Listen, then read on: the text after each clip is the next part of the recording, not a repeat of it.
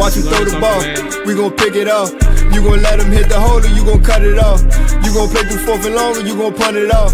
Your defenders, heavy hitters, put your pads in. Don't be looking for the ref to throw no flags in. Keep the helmet on, keep the cleats tight. You the type to want to win by any means, right? You should look alive. This is Trap or Die. Yes, sir. Welcome back to another episode of Trap or Die Podcast. I am your host of Trap or Die Podcast, Mual. The fellas are in here. AJ, Dre. What's up to everybody in the chat? Before we check in, for real, let's go ahead and get the administrative items out of the way, man. Make sure you hit that like button. Make sure you hit the subscribe button on the YouTube side, man. We definitely appreciate that, especially if you are new. Twitch, Twitter, all that good stuff, man. Try to migrate over to the YouTube side if you can. No big deal, though. You can stay on Twitter. You can stay on Twitch if you have to. Just hit the button. Y'all know what time it is, man. Same thing on the audio side. Hit the button. Hit us with a rating review if you can as well on that side. It takes 10 seconds to do so. And it's free to show your support that way. JC, Rob, Benz, Dre, two Dre's. We got two Dre's in the chat right now. What's going on? Hey, honestly, we got three Dre's. I'm sorry. I mean, we got the third Dre. That's the co-host. First off, this is the first time I didn't see. We got two firsts in here. First time I done seen AJ on the show ever wear shades. He wearing that shit like he got a black eye or something, bro. That's what I'm saying. Somebody hit you, bro. You got beat down on Twitter, bro. That's Terry stands then got you on your ass, man. And then the other first shit straight out the bottle today, bro. It's straight dog, bro. I got on these glasses because I don't see my ops. I'm Stevie Wonder and Ray Charles for the bullshit. You feel me? Yeah, smart man, bro. Smart man. But they out here though. I know they out here. First off, this man just came back from Oktoberfest. Ain't that the joint in Germany? Yeah, that's a joint in Germany. Hey, you know, I gotta switch it up sometimes. I can't do the hard stuff all the time. You know, long day after work, couple beers. Pause, you know but you good though. We're gonna let that. We're gonna keep cooking. But yeah, man. How y'all feeling? Everybody straight though? Yeah, man. You know what I'm saying? Terry back. Everything good, even though, you know, some of us might be called disloyal, but, you know, it's all good, man. Ain't no losers. Like, we all winning the Terry on the field with us. I went to his page, because I made a joke, but I ain't know if people was gonna take it serious anyway. But I went to somebody that responded to the tweet, and I saw him down there. He was like, he ain't had no leverage. And I thought he ain't had no leverage, and I said, did I ever say that? So I was like, all right, let me go to his page. I felt like he was one of those types. So I went to his page and I saw that, oh, he said some shit to Jerry. He said some shit to everybody. He's just going down the list of everybody that's talking about Terry and just talking shit. Anyway, let's get to the show. Terry re-signed yesterday, August 25th. The two main things we're talking about here, obviously today, Terry and then the initial 53. But we know the big dog comes first. Dre, you was just off in your timeline a little bit, but you always had a feeling he was coming back. Same thing. Well, similar with me. I knew he would be here. I figured it was just gonna run late, and it just so happened to be like 2 minutes left in the fourth quarter. but they got the deal done. 3 years, up to $96 million. Shout out to Diana Rossini, who reported over $96 million, and nobody checked her on that. But anyway, 3-year deal, 3-year extension, $96 million up to $30 million signing bonus. We have not to this point, August 26th on a Tuesday, 7:00 p.m., gotten the full details of his contract. And while that's insignificant now, still interesting. It's insignificant now. The bottom line is the two parties who always said that they needed each other or wanted to be here. The other one said they wanted the other person. They wanted the individual. Found a way to get the job done. So yeah, what a way to start your 2025 season. How y'all feeling? As a matter of fact, let's start with Dre, and then we're gonna get to the dude who said he ain't even want Terry on the team. Let's go ahead and get with Dre first. I mean, I'm happy, Mual. I mean, look, I'm not one of those that was like it's all doom and gloom if Terry is not, you know, signed, you know, on the dotted line by the time the season starts, because in my opinion, he was always going to play, but you'd rather have him be a volunteer, not a hostage. Like, you know what I'm saying? So he's here and he signed on time. Now he gets to go out there and practice, and he looks happy again. He's out there smiling. Like I said, there should be no losers in the fan base. Like, I've seen a bunch of people arguing. I mean, they even saying stuff to me and AJ and whoever else that they thought were quote unquote hating beforehand. No, we were just more so like, hey man, it sounds like Terry's here, team's here, they have to meet here. That was at least my. That was never a lie. You know? And like I don't know how a sign it confused. Like they were clearly far apart from yes. their like what, bro? Go ahead. I mean, and if you hear the numbers that was thrown out there, like even Diana Rossini, who you just mentioned, she came out that they said Terry at one point at the beginning asked for over 40 mil. You know what I'm saying? So I'm like, they had to come at some point where they could meet in the middle. And we don't know the full details. I mean, it sounds like from everybody talking that the agent had his day yesterday. You know, they let him go with the sticker price, whatever, the 3 for 96. But we all know that eventually when the full details come out, we're going to learn more about the guarantees. It's probably going to be nowhere, around that 32 range or AAV that we're talking about. But either way, we have Terry in the fold. And, and I think Adam Peters and them, I don't think they would have signed Terry to a deal that was going to detriment the team. I think they met somewhere where it was fair for both sides. That's what I think. I think ultimately when we learn the full details, both sides walk away happy. But again, this is what you wanted when you're talking about Super Bowl aspirations for this team. Like, that's what we're talking about right now. Like, we have goals. We're not just playoffs. We went to the conference championship last year. We're riding high right now. We needed everybody on board. And now to have Terry on board, I'm happy. Like I said, I'm happy that it's done. I'm happy that it's over and we can move on. So that's where I'm at with it, man. All right. Terry's number one hater. You can now speak.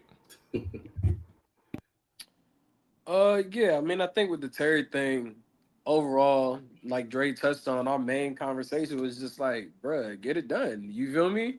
Like, I ain't necessarily going to this offseason thinking like trade Terry. I think if I was really on that wave, I would have said trade him for Brandon Ayuk last year. But I just think that we all know that the number was high enough to where it got to him not signing until August 25th. Like, and I think when the numbers truly come out, people are gonna wonder why did this take so long? But it took this long because they thought that they were going to be able to force Washington's hand into a certain play. And I think that I think there's two separate parties of this conversation, right? It's like those that are happy that it's done, then those that were trying to say what his value was from a dollar standpoint, whether they want to focus on the AAV, whatever the case is. Um, I think those are the two different sides. At the end of the day, it's time to play ball. You feel me? Like week one is September 7th. We're less than 2 weeks away from that.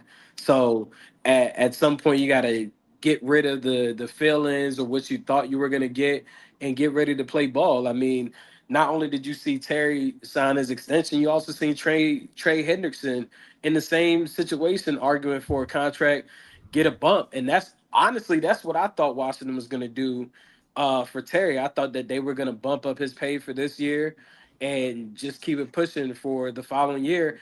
And I think that we'll learn more details. Maybe there is an out of this contract next year with Terry. But I mean, I think that's for those that really want to dissect the numbers. Of course, um, the main thing that was on the ticker, ESPN, that came on your timeline yesterday was 3 for 96, and that's what the agent wants to sell. You also heard about the $30 million signing bonus, which he'll get wired tomorrow, which is a big thing for a player trying to fight for a contract, getting 30 M's sent to your account the next day. You feel me? Like you're not really walking away from that. So for a lot of people, they look at it as, oh, he got exactly what he was holding out for. But then, like I said, there's another side of this argument that really wants to break down those numbers and see was it worthwhile. I don't think that I would want to come back on here on Trap or Dive and have that discussion and break it down. I'm just happy that it's over with. You kind of know that that other guy opposite of Debo Samuel is going to be Terry McLaurin. JD has him. JD5 has him, and hopefully they're able to produce with one another on the field, and he doesn't have any setbacks in his process. And the other token of this is now you got a bigger eye on you because you didn't got paid. So when you don't show up in these games or you're not being heavily targeted, we're gonna come here on some of these Sundays, Mondays, Thursdays, and have conversations about where was Terry in this game, because it was already happening beforehand, and it's gonna happen again. And I just want the fans to realize, like, it doesn't even matter at this point. He got what he felt he wanted from this whole ordeal, which was signing the extension. And let's just play ball and hope that the team overall stays healthy. And whatever slander you got for me, bring it. I'm here. But You feel me? AJ, you just with that said, I want to ask you two this because I had actually had this conversation on Twitter today. Somebody had asked me, what will my expectations be for Terry going forward? Like, has your expectations for him after this whole contract fiasco has it raised, or do you feel like at this point you are going to be a little bit harder on him when he has those kind of games where he's not so impactful? Nah. I mean, I feel like for me to anticipate anything more from him than what he's already shown, especially just last year. I mean, he got 13 receiving touchdowns and what 1,100 receiving yards. And now you add in him playing with the best opposite wide receiver that he's had in his whole career, and JD5 has had so much time to build with Debo Samuel on the field and off the field. I don't anticipate him eclipsing any of those numbers this season. I think that he can still be a contributor and also deflect some of the responsibility from JD5 and the rest of the offense. But I don't anticipate him eclipsing catches he had reception wise, yardage, and damn sure ain't hitting 13 plus touchdowns. I mean, you said you emphasized the touchdowns. Like, that's the anomaly. Like, of course he not. Like, I wouldn't expect him to reach 13 anymore. But Maul, that was the main argument for those that were championing for him to get paid. The touchdowns is what got him second team All Pro. I don't think you're wrong. I actually do agree. Like, that's their main argument. But like, they're also like, what they're doing is lumping into like the success of the season and the impact that he made in terms of the end zone into like categorizing this as his best year. Like, he's had his best year as a Commander. And honestly, I don't disagree with that statement. I think this is his most successful season. I think his impact, like getting in the end zone, bottom line, yeah, for sure. Like, your impact is incredible if you can get in the end zone and you can score touchdowns in big moments, right? And some of his touchdowns that he scored, like the 86-yarder with 30 seconds left against Dallas Cowboys, you lost the game, but like, it's not your fault. Like, you had a moment to tie it and the kicker blew it. But anyway, like that memory is going to be sketched in stone or etched in stone, however you phrase that, for a long time for fans, right? Especially with the rookie season of Jaden Daniels. Where I'm getting at, and my overall point, I think there's going to be a microscope on Terry, and I hate it. Like, the yardage thing, I wouldn't be surprised if he eclipsed the yardage and the receptions, right? Touchdowns, I can see that dropping. I can see that decreasing. I wouldn't be surprised if he has more yards and more touchdowns than he did last year, or that he's ever had in his career. That's not going to be surprising to me. But I think when it comes to games and it comes to matchups, and it becomes a time where you're asking Drake if he has those matchups and he goes quiet or he's not productive in a particular game, like, that microscope is going to be on him because of how this offseason transpired. Like, let's go back to the actual, like, we talked about him getting the deal. Like, that's perfect. That's an amazing thing for the fan base and the people that want to Terry around. But at the same time, you can't ignore, you can sweep it under the rug, right? But you can't act like the offseason didn't happen and training camp didn't happen and preseason didn't happen, right? It was, again, he didn't report to the Cincinnati. Was it the Cincinnati game? Help me out. He didn't show up to the Cincinnati. Yes, and they covered him and said he had an excused absence, right? And then his demeanor, anytime, regardless of how manufactured that video clip that went viral against the Baltimore Ravens, like, no matter if it was manufactured or not in the narrative, excuse me, his offseason demeanor was always perceived as either negative or disappointed, or like, it was never something where he looked elated or he looked happy to be around his teammates. So, like, those things from a body language standpoint, and on top of the reports that comes out, his press conference where he does all those things. This is a long answer, but I'm just trying to paint the picture. When it comes to the offseason and how the antics from his side in terms of why the holdup for the contract, for them ultimately coming to a deal, you go quiet against some of the bigger matchups like Denver. You got Pat Surtain Jr. coming up, right? And Trent McDuffie, you facing some dogs at corner this year. So when you have those matchups, right, and you have a moment to really like stamp yourself, like you're on your second contract, your second extension, like you have an opportunity to go to another stratosphere, like as a player in your development, like that is why the microscope is going to be on you. This is a big moment for you. It's a big moment for the team, big opportunity for the team, but the bigger moment is going to be on you in terms of how many games a season do you show up versus do you not show up. So I think the microscope is going to be on them, indirectly, directly, however you want to slice it. But yes, because that money is out there, like there's no way that people are going to just let you slide for an Atlanta game. We had like 1 or 2 catches. I think 1 catch. Yeah. Like that, they're not going to let you slide for that. They're going to be talking.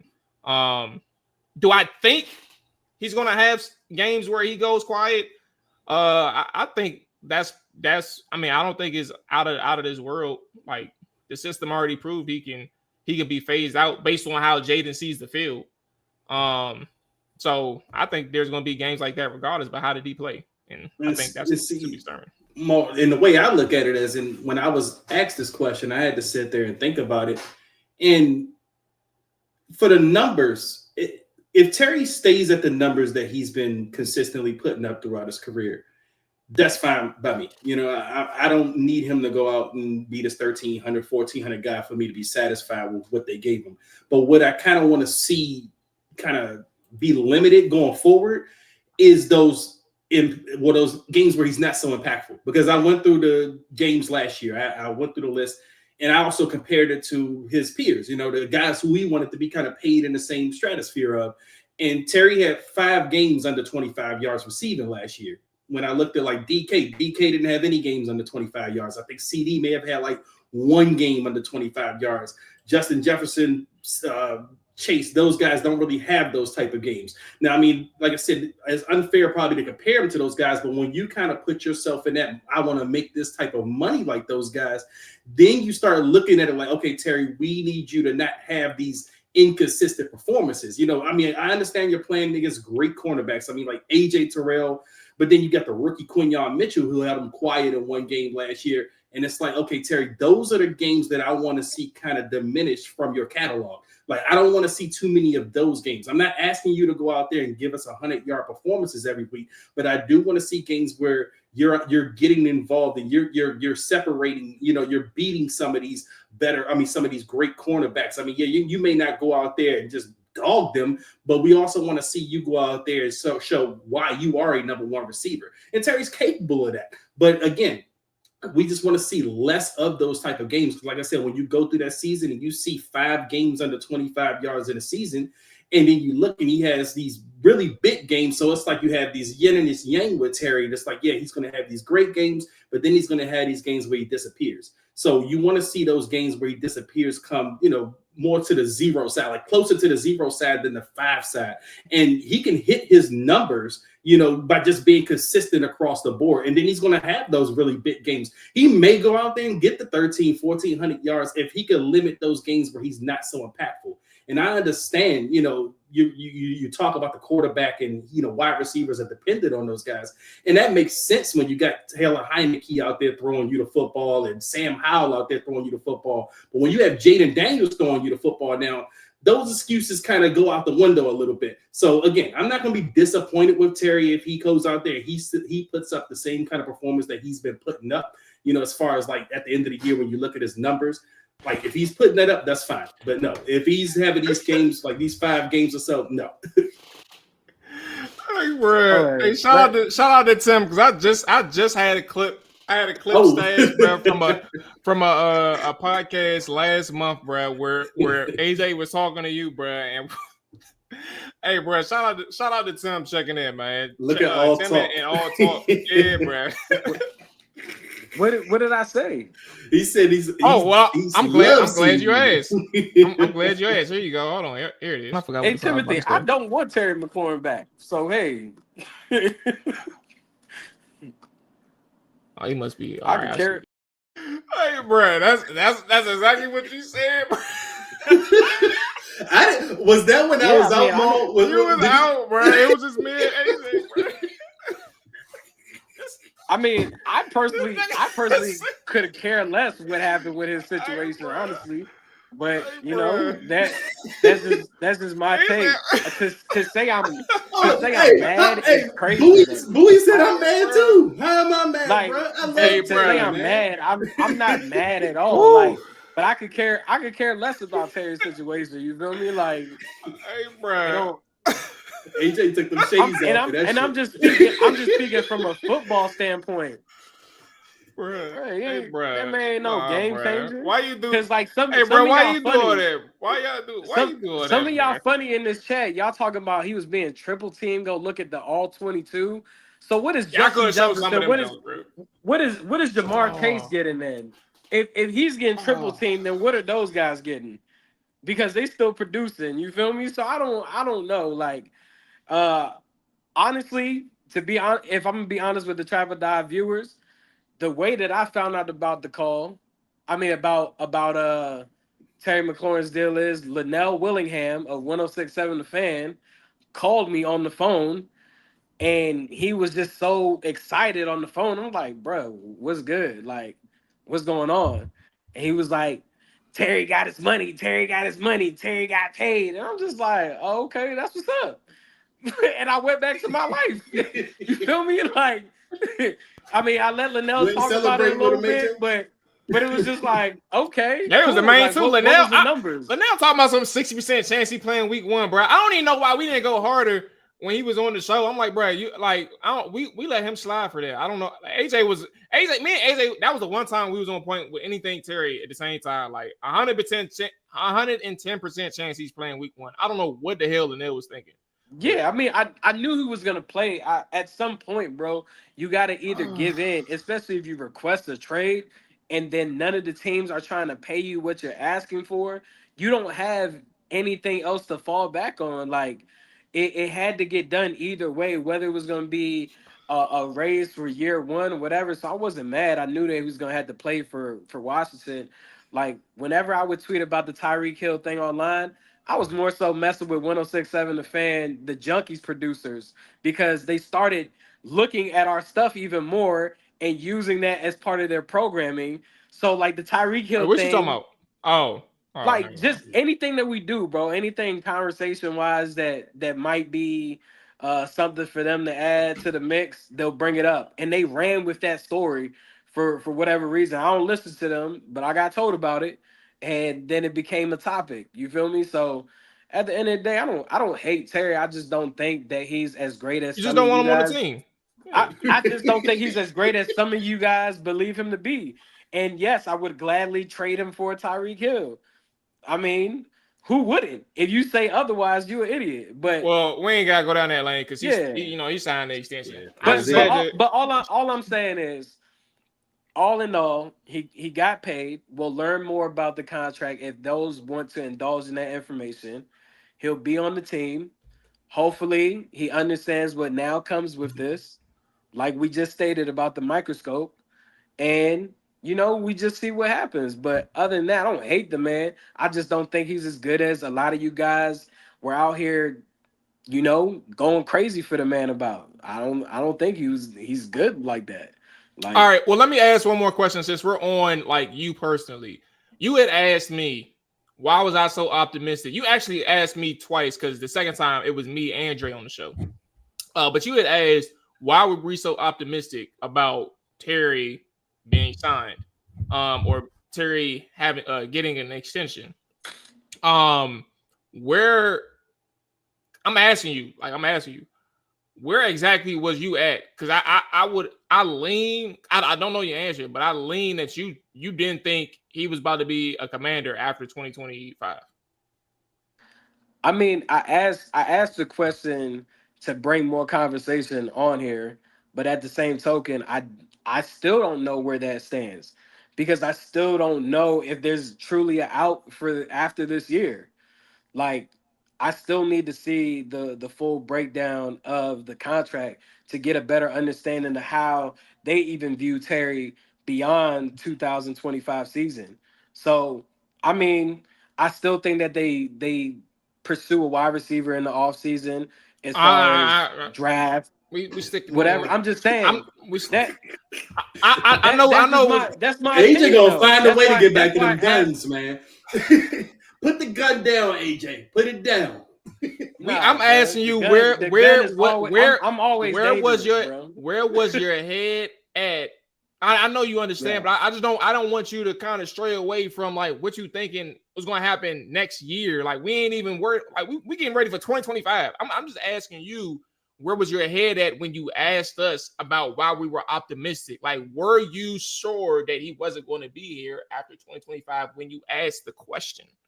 We ain't got to talk about next offseason. We got a season to discuss. Yeah, I mean, I was 50-50 based off of what I was hearing he wanted and based off what I knew Washington Commanders had last offered him. When I think I asked that question, I knew that the highest offer that they had came up with was $26 million. So, like, if someone's asking for 34 around that number and someone's at 26 and we're in August, it's like it's kind of hard to see how that bridge comes to this point. And I think a lot of people outside of myself that are more informed than me, they felt like they were still far away, but something happened over the weekend that, landed this deal getting done yesterday. And that's kudos to them. Okay. But I mean, all right. that's why I asked the question that way. All right, we good. We good. I'll leave anybody else that want smoke for AJ, man. Y'all do y'all thing. We had to make sure. Hey, matter of fact, add them. Had that discussion. See if they want to come on. We can try. That's actually no harm, no foul. But let's go ahead. Bring your ass on here. Let's go ahead. He started talking about that triple team stuff. I don't know if I can do that. Hold on. All talk all the time. Since we like to talk all the damn time, bring your ass up on Trap or Dive and talk. Dang, I didn't even realize all the. Hey, all right. Hey, so ceiling. Let's revisit the ceiling. We could do like revisit our season predictions next week. But like, what's our ceiling now that we have like an established for sure offense? Like no contract conversations. None of that is in place here for 2025. Like, what is our true ceiling? Given that the distractions have disappeared, and we're all in on the 2025 season, I think that we're back. We're back at least in conference championship range. Like I genuinely think we're back in conference championship range. I don't think that there's a moment where I look at this season and say that there's a game that we will lose. I think that this is one of the teams where I look at Washington. One of the Washington teams where I look at their schedule and I say, like, bro, like, I've never went into a season where I genuinely think. Now, granted, I said like our floor was, what was it, 9 or 10 wins or something like that. I can't remember exactly what I said. So like we're gonna lose some games. We're not going fucking 17-0. But this is just one of those ones where I say like they legitimately have a chance in every single game. And I can say that confidently with Jaden Daniels, but I can also say that confidently that there's no hiccups in terms of afterthoughts or secondary thoughts while players are on the field. So I say conference championship is very much attainable for Washington again. I mean, it was Super Bowl or bust for me no matter what happened with this contract situation. I think when you get to be one game away from the Super Bowl with the team that you put together last year, and now you come back adding different pieces, such as to your D-line rotation, you add in a Kinlaw, a Wise, a Von Miller. You now also draft for Trey Amos, a second-round cornerback. You go and get a Lermy Tunsil, and you also trade for Deebo Samuel to go alongside a Terry McLaurin and a JD5. I can only think that it should be Super Bowl or bust. And I think that's also the pitch that you're giving the free agents that, had other options of going to other teams. It hasn't changed. I think like I said, if you made it with that roster last year to the conference championship game, you should be right back in that situation to play to go be in the Super Bowl and end up in Santa Clara. That's just how I look at it. Hey, I ain't gonna say Super Bowl or bust, but I do think the ceiling is Super Bowl. I mean, I think that the NFC is right there, is wide open. Obviously, I do still think the Eagles are the cream of the crop, but anything could happen. I mean, the Eagles were very fortunate injury-wise this past season, especially Saquon Barkley. Like, Saquon Barkley, this is the healthiest he's been in his career. I'm not saying he's going to get injured or anything, but I'm just saying those are the things you have to account for on a season-to-season basis. And I do think that one slip up from a team like the Eagles, another team could just swoop right in. And when you look at the other teams outside of Philly in the NFC, I mean, you got Washington, you got San Francisco, the Packers, Tampa Bay. These are all beatable teams in the playoffs or whenever Washington can see them. And I say that because Washington has the quarterback. I mean, Terry McLaurin is the cherry on top. Yes, that's your top wide receiver, and you need that in your offense. But Washington, as long as they have Jaden Daniels and as long as they put competent weapons around him, they're going to be in this conversation in the NFC for the foreseeable future. So for me, yeah, the ceiling is Super Bowl. Like I can see us attaining the Super Bowl this year, but I'm not going to be disappointed if they don't go to the Super Bowl. So I'm not going to say Super Bowl or bust, but I will say that range in my floor. I know I'm not giving a win, a ceilings or wins for ceilings or floor for losses or whatever. That next week. Yeah, but no, my floor is playoffs, wild card. I do say, all right, so put it like this. I'll say playoffs or bust. But I definitely think the ceiling is Super Bowl, floor, playoffs. Anything outside of that would be disappointing for me. All right.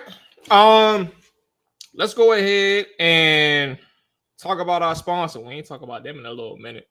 I'll tell y'all about these boys over at Underdog Fantasy. Listen, let me go ahead and solo this right quick, man. Give y'all a little 2-second break. Football is back.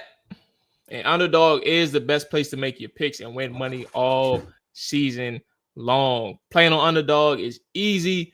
Just pick whether your favorite players will go higher or lower on stats like touchdowns, receiving yards, interceptions, and more. Look, man, the NFL starts next week, but we got some things to talk about, right? And y'all know that if I went to the Thursday night game, the Eagles and the Dallas Cowboys, right? And I had to pick just two picks for you, right? I'm looking at Dak Prescott. I love a Dak Prescott matchup against the Philadelphia Eagles, any divisional opponent, but also I love a Dak Prescott matchup when he's underdog. Shout out Underdog Fantasy. I'm going to go higher on Dak Prescott's passing yards. He's at 243.5. I'm going to go over. I'm going to go higher. I got to watch the verbiage, right? We still kind of new to this. We're going to go higher. If I went to AJ Brown, if I do AJ Brown or Devontae Smith, I like both of their receiving options, right? Saquon, he has 111 rushing receiving yards, which ain't too bad, honestly. You know what? I like that. I'm going to go higher on Saquon Barkley's 111.5 rushing and receiving yards. So I'm doing a 2-pick play. Dak Prescott, Thursday night against the Philadelphia Eagles, higher than 243.5 passing yards. We're going to do Saquon Barkley's higher 111.5 rushing and receiving yards. That's my play for Thursday. I can't wait, Brian. We're what? 6, 9, 7? Yes, 9 days away to Thursday night, man. I can't wait. Download the app today and sign up using promo code Trap or Die, the podcast, no spaces, to score $50 in bonus funds when you play your first $5. All you got to do is play $5. You get $50 in bonus funds. That's sweet. Millions of fans have already won billions making picks on Underdog. Will you be next? Underdog, make picks, win money. 18 plus, 19 plus in Alabama and Nebraska, 19 plus in Colorado for some games, 21 plus in Arizona, Massachusetts, and Virginia, and present in a state where Underdog Fantasy operates. Terms apply. See assets.underdogfantasy.com/web/play and get terms _DFS_.html for details. Offer not valid in Maryland, Michigan, Ohio, and Pennsylvania. Concerned with your play? Call 1-800-GAMBLER or visit www.ncpgambling.org. In New York, call the 24/7 Hope line at 1-877-8-HOPE-NY or text HOPE-NY 467-369. Hey. All right, yeah, I had to take the bottle out the ad. I was like, hold on, now I don't think I can do that. Yeah, they didn't put that Hennessy on the ad.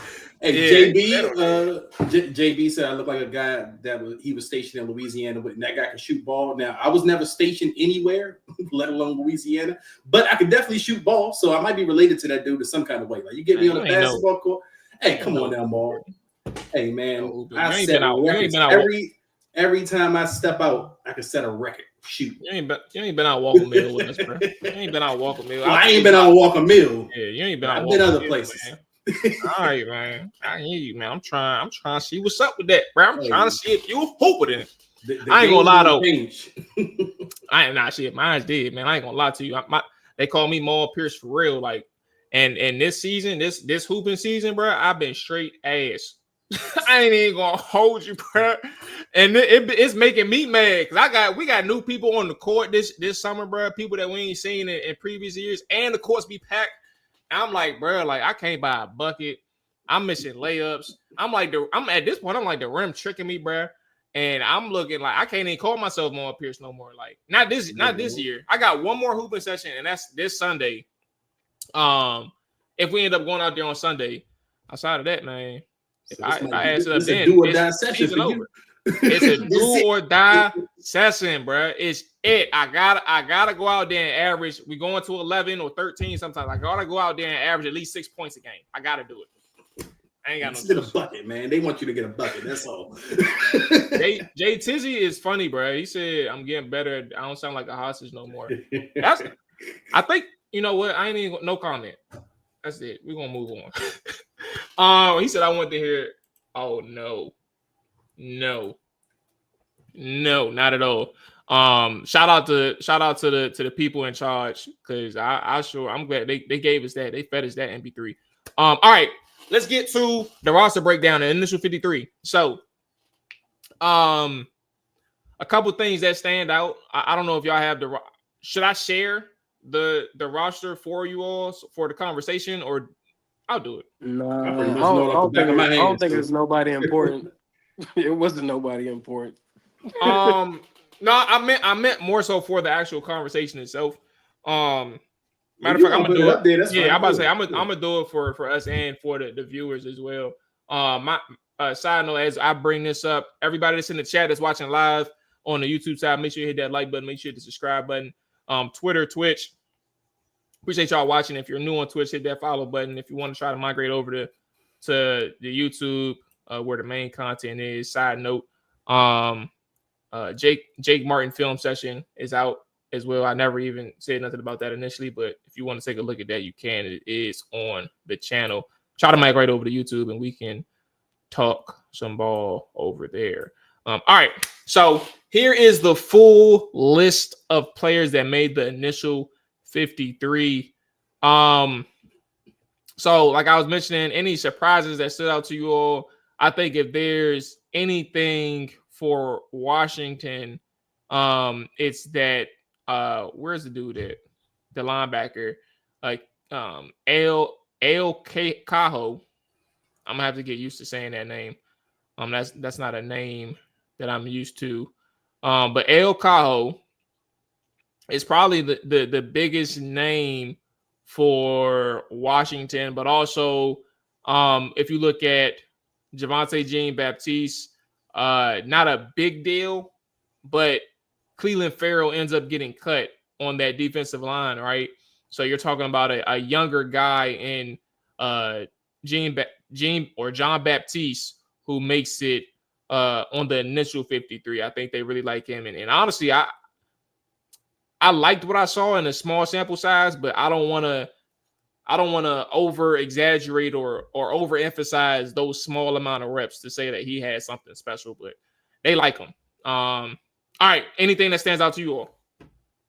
I mean, just on Javonte Jean-Baptiste, that doesn't surprise me at all because I know they liked him last year. He did flash last year before he got hurt, and that's their 7th round pick. So injury, I don't think was going to take him out of a job. I think the only thing on that defensive line, when you look at it, to me, it wasn't surprising. It was more surprising that they actually re-signed him was Cleveland Farrell. Like They cut him today, but Clelin Ferrell, I thought he was really bad last season. I didn't think he had a good year, so I was surprised that they re-signed him. But he's probably the biggest name of anybody that you could think of today that would have got cut. But El Cajo, he is interesting, and it's also that UCLA connection. And it's funny because Frankie Louvu, I was watching the mic'd up thing with him on YouTube in the Patriots joint practice. He was talking to a Patriots player, I'm assuming was a UCLA guy, because I think Frankie Louvu was a UCLA guy, if I'm not mistaken. But Frankie Louvu was saying, oh man, we got another UCLA dude. He was talking about Kane Madrano. He said, we drafted this guy. And he said, oh, and we got another one named El Cajo. He said, man, he another UCLA dude. He said, man, that dude nice. So I started paying attention to them then. And I remember hearing the Patriots guy ask Frankie Louvu, he was like, what's the connection? Why y'all got so many UCLA guys? And Frankie Louvu pointed to Adam Peters. He said, him over there, he a UCLA Bruin too. He said, he's bringing them all in. So don't be surprised, going on in the future if you see more UCLA Bruins kind of filling up this roster because Adam Peters, he has that connection. But no, that was probably the biggest surprise, which is not too much of a surprise that he did play his ass off, El Cajo. So it's going to be interesting to see if he can kind of work his way up the depth chart. I think he's going to be good on special teams, and that's important because the special teams are really bad this offseason. But other than that, it's not too much surprising with the roster. They kept 5 wide receivers. That's not a surprise because no one else stood out. I mean, I know some people probably are pissed to see Luke McCaffrey there. But 3 quarterbacks, though, their initial 53. I'm surprised they kept Josh Johnson. Personally, I'm surprised they kept Josh Johnson. And that's probably where normally you probably go into the season with 6 wide receivers. Going into the season with 5 wide receivers, I guess you can keep 3 quarterbacks in that situation. But other than that, the only thing to probably keep an eye on with this roster moving forward, you may still have a wide receiver signing out there tomorrow after waivers clears. But there was also news today that Noah I is gauging interest around the league. I mean, who knows what happens with that? I mean, I personally would like to keep Noah I, but if the value is there, maybe you get a 5th, you get maybe possibly a 4th round pick. Probably too hard to pass up because you do have Jonathan Jones on the roster. But that's pretty much my take on what's happening with the 53. Yeah, I mean, shout out to Cajo on making the team, to be an undrafted player and make a 53-man roster speaks volumes about how the coaching staff thinks of him and also what he was able to put on film and those opportunities that he's had. I think you're always looking for that diamond in the rough, someone that under the radar that might be able to blossom into something as a contributor, whether that be special teams or even playing as a starter eventually. And, you definitely have to keep your eye on Cajo because if something, God forbid, happens to Bobby Wagner, you're kind of screwed at the linebacker position because you'll be counting primarily on 2 young guys, one who can't really stay healthy at this point in his career, and Jordan McGee. But now, maybe Cajo working alongside Ken Norton Jr., also being coached hard because he was a 5-star player that went to Alabama before going to UCLA. Give me. I'm from Alabama, transferred to UCLA, 25 years old. For those who are unfamiliar, at least from his pro day results, he's 6'1", 6'1 and a half, 231 pounds, ran a 4.5 40. 14 bench reps, 9 foot 11 inches on the broad jump, 4.3 20-yard shuttle. So he's an athlete. But yeah, that's kind of where you are in terms of his measurements and athleticism. The tape is interesting because like all you saw was a person flying around on the field. It's going to be very interesting. I'm gonna take a look at him when I can settle in from working from home. But I'm gonna take a look at him from his preseason and see what stands out. But you just wanted to make sure that was known for people who were interested in who he was and kind of his background. But go ahead. So I mean, I think also Eddie Goldman making the team that's solid for him, and being able to bounce back and make a 53-man roster. Quarterback wise, you couldn't cut Josh Johnson because there are a lot of teams desperately looking for a backup. So he definitely wouldn't be available to you. That's one of the main reasons why I believe that they kept 3 quarterbacks because so many teams are desperate looking for veteran guys. And Josh has been around the world with teams, so he would definitely fit the bill in that essence. Wide receiver, like Dre said, I believe that with so many wide receivers of so many different uh, traits being available that got released from their teams, whether it be a Malachi Corley, a Miko Hardman, a Robert Woods. Um, yeah, the list kind of goes on at that position that someone will be added to the 53-man roster that's out there, probably someone that can play special teams as well. Um, Tight end, I'm not sure. Did Yankoff make the 53 last year or was he on practice squad? I think don't know if he made it last year, but I know he ended up playing. Yeah, I he thought might have took Ben Sennett's spot. Yeah, I As thought far he as might. depth chart. Yeah, I thought he might be Hey, don't get me started on that. practice squad last year. So him making it, I think that shows that Washington had some thoughts of him being included in this offense. And I think Ben Sinnott is a name to watch throughout the season of being released. I think we get into like maybe the Fedarian Mathis, Jamin I Davis don't, world. I don't think Why we you there yet laughing? with. I don't think we there yet with I Ben. don't think I Nah, so. but think. I I think think. we're gonna get to that point. No. What I'm saying is, I think Colson is here because he's good at special teams. I troll people. I was trolling. People took it serious. And I get it. Like Colson, I do think Colson has like that seam pass that he caught against the Ravens. I think that showed people don't understand. It's like Ben Sinnott and Colson, and this is me talking to the viewers, but also like if people from Twitter who had a disagreement with me, like Colson and Ben, they both had a seam pass that they caught in the preseason, right? But Colson's athleticism is drastically different than what Ben's athleticism is. And you're talking about a person who is, from Colson's standpoint, he has burst, he has acceleration, but he's also powerful, right? Ben Sinnott is a person who is a thumper. He can run through tackles, he can break tackles as well, but he's not. His acceleration is not as noticeable as Colson. He doesn't separate as quickly as Colson. In terms of like his foot speed, right? Like that's not his game. And that's kind of the difference where I say those two are. Colson is a person who is utilized like Ben Sinnott. He's a blocker too. So I made a joke just saying he should be tight end 3. And Ben Sinnott will live. But you know, there is truth to every joke. And I do think that Ben Sinnott eventually, like if he don't show nothing and Colson gets opportunities, you better be careful because if Colson makes plays, like I think Ben Sinnott can become an afterthought.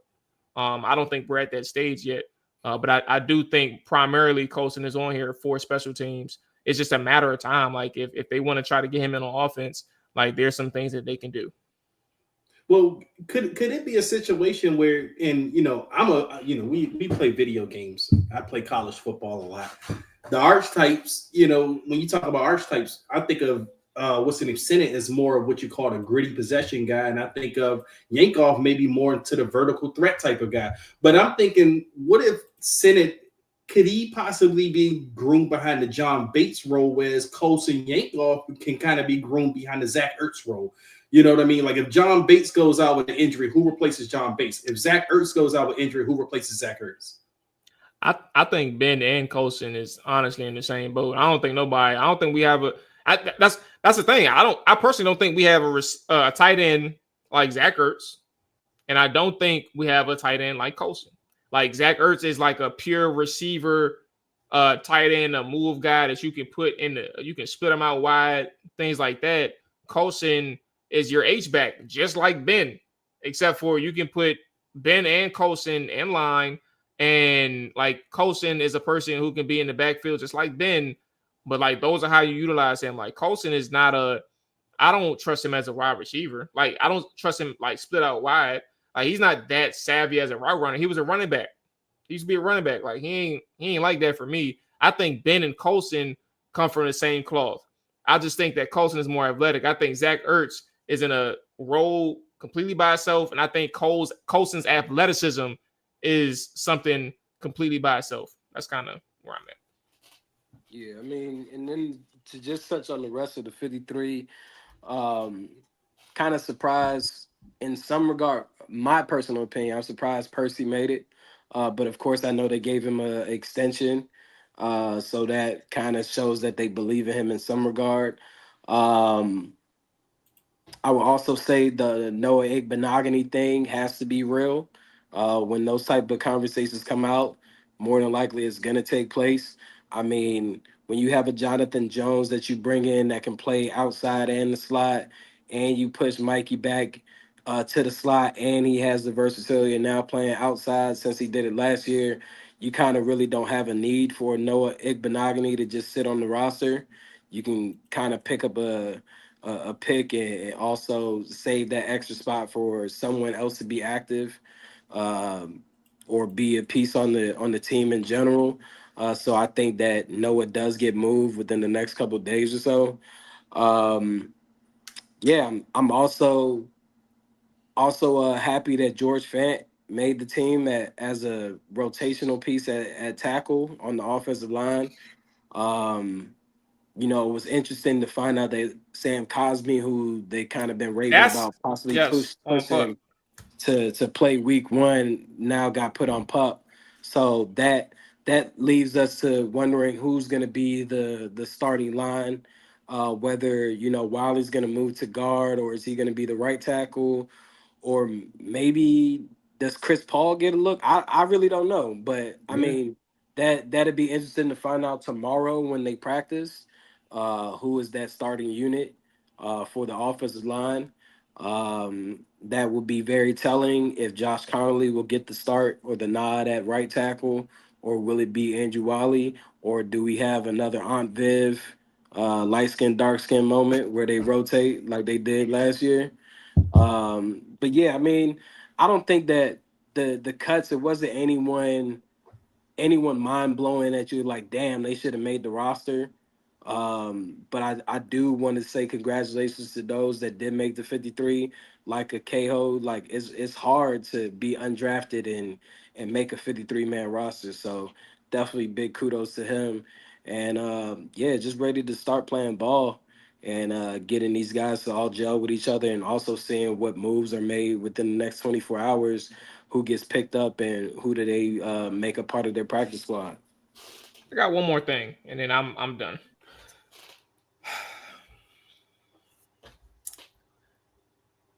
All of the receivers that's been cut, waived, released, etc. over the past 7 hours.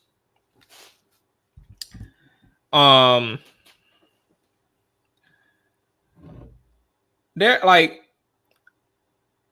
I'm sure at least 30% is better than Luke McCaffrey. And that's me being on the generous side.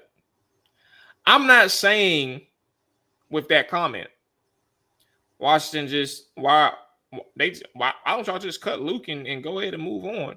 But what I am saying is, if you want better from top to bottom at a position group that was struggling without Terry in preseason, I mean in training camp and all that stuff that y'all was saying, right? Like, why aren't we searching?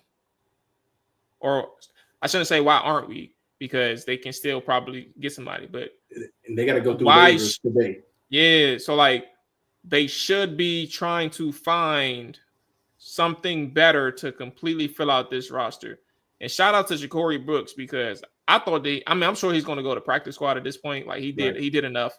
But that was probably one guy where you think, like, if you want to keep 6, that would be the one that's your 6th guy.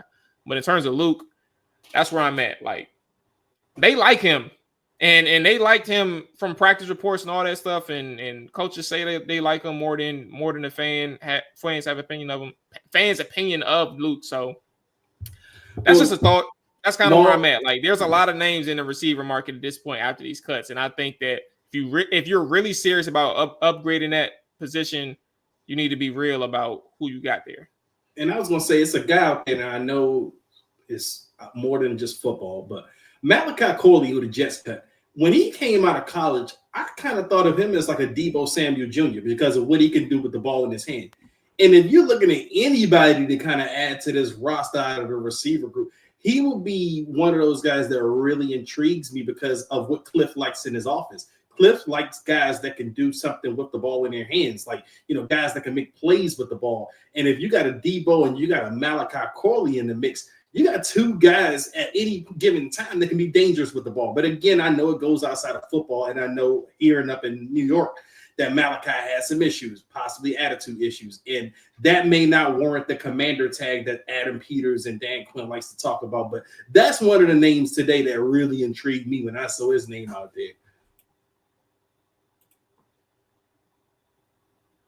AJ, you got thoughts on the receiver position? Oh, he may be busy. Okay. All right. Yeah, Corley, somebody else mentioned like a little Deebo light. I'm intrigued by him. Like he was a rookie last year, so it's like he's still super young. So there's something that you can, if you're interested, you can kind of dive into that. Who's the other dude? Mecole Hardman, I think, is a dude who got waived. He's with the Packers.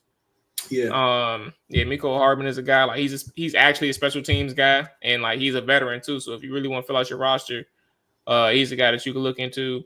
Somebody else just mentioned some people. Trey Palmer, Jay Tizzy said Trey as well, Malachi, and Hunter Renfrow. Moneyball said he ain't no good at all. Yeah, I'm not diving into people that I don't know too much about Corley on a pro level.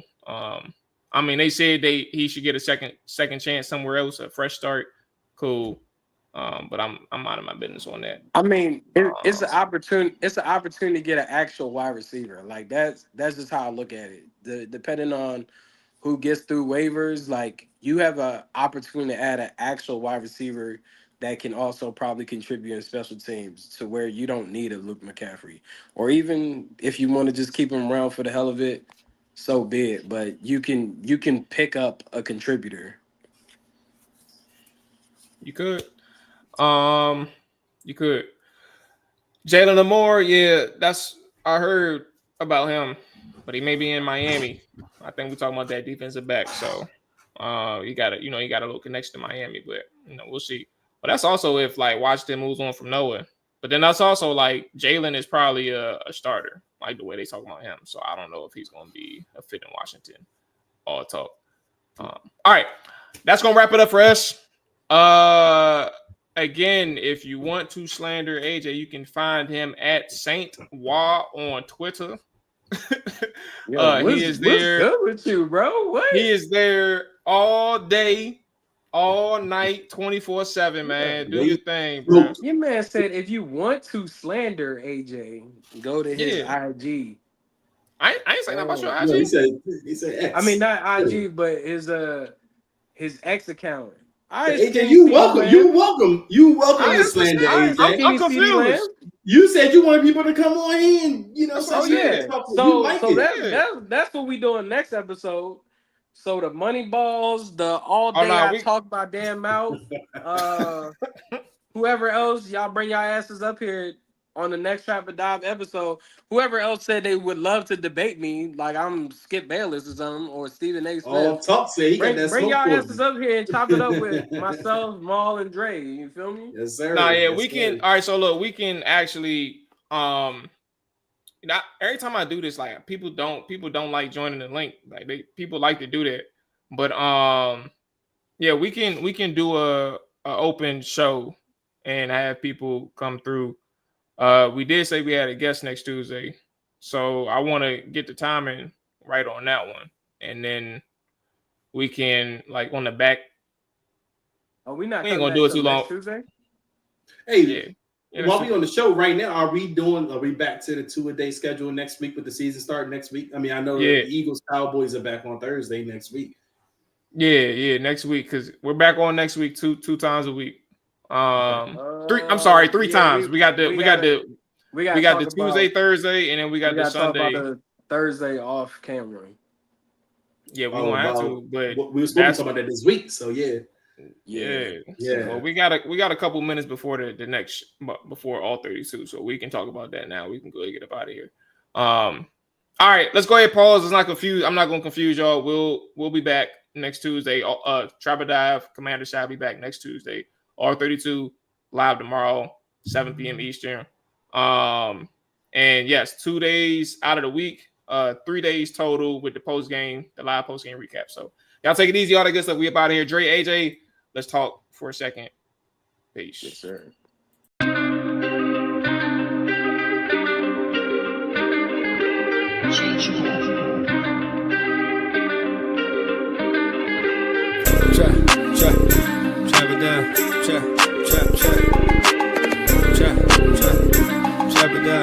Trap it down, trap it down, you gon' trap it down. Trap it down, you gon' trap it down. Damn, set, watch him throw the ball, we gon' pick it off. You gon' let him hit the hole or you gon' cut it off. You gon' play through 4th and long or you gon' punt it off. Your defenders heavy hitters, put your pads in. Don't be looking for the ref to throw no flags in. Keep the helmet on, keep your cleats tight. You the type to want to win by any means, right? You should look alive. This is Trap or Dive.